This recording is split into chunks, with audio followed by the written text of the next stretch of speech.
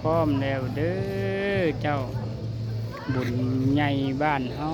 บุญใหญ่ประเพณีลาวประเพณีลาวฮีดคองประเพณีลาวบุญเดือนหกบุญประจำปีเดือนหกเนาะเจ้าเริ่มแล้วเนาะเจ้ามื้อนี้ก็เป็นมื้อ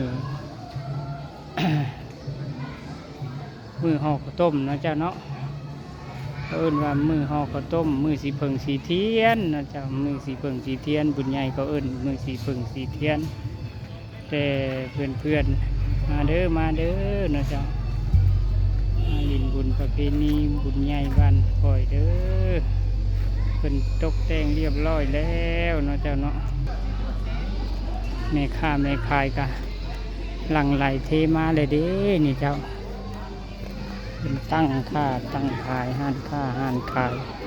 ห้านพระเสียงสีจำปี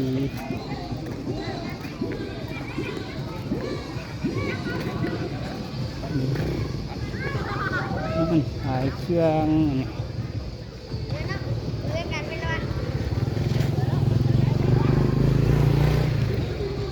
ค่าสนุกสบายนะจ๊ะนะ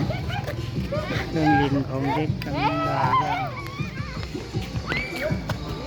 คนไหลมาโบบุญสั้นแล้วก็